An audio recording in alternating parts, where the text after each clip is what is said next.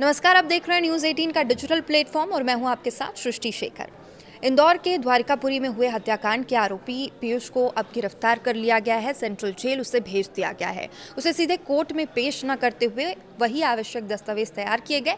Police ने लोगों के आक्रोश को देखते हुए उसकी सुरक्षा को लेकर भी विशेष ध्यान दिया था, सतर्कता बरती थी।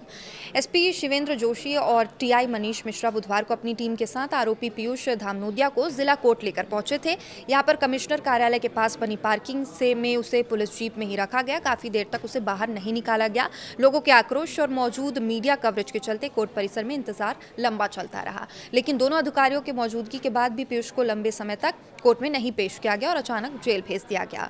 अब वहीं बताया जा रहा है कि हत्याकांड के दिन पीयूष के पिता इंदौर आए थे और बेटे को कॉल भी किया था, लेकिन वे उससे मिल नहीं पाए थे। हालांकि पंडरीनाथ पुलिस ने गुमशुदगी दर्ज होने के अगले दिन उनके थाने में बयान लिए थे, लेकिन वे छात्रा के पिता से नहीं मिले थे।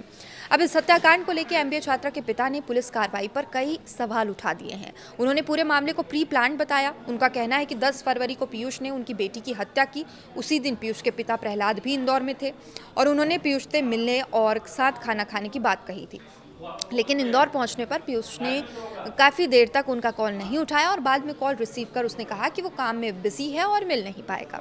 इसके बाद पिता प्रहलाद बिना मिले ही मंदसौर लौट गए थे। इस बात का खुलासा तब हुआ जब छात्रा के पिता कॉलेज पहुंचे और स्टाफ के सामने पीयूष के पिता से बातचीत हुई। छात्रा के पिता को आशंका है कि हत्या की जानकारी पीयूष के पिता को भी थी। इसके अलावा 12 फरवरी को पंडरीनाथ थाने में प्रधान आरक्षक गोकुल मालवीय ने सुबह जल्दी बयान लेकर पीयूष के पिता को रवाना कर दिया। अब पुलिस बार बार पीयूष के व्यवहार का हवाला देकर उससे दूरी बनाए रखने की बात कहती है, लेकिन छात्रा के पिता का कहना है कि आरोपी पढ़ाई करने के लिए साथ साथ सोशल मीडिया का नियमित उपयोग कर रहा था। हत्याकांड के बाद उसे भागने की पूरी समझ थी। मुंबई में भी उसे संबंधित थाने क्षेत्र की जानकारी थी। उनका यह भी कहना है कि जिनकी मानसिक स्थिति ठीक ना हो वो ये सब नहीं कर सकता है। आरोपी के मोबाइल में अंतिम समय में कई नंबरों पर बातचीत के भी रिकॉर्ड है और पुलिस को उसकी कॉल डिटेल के साथ सोशल मीडिया चैटिंग की भी जांच करनी चाहिए।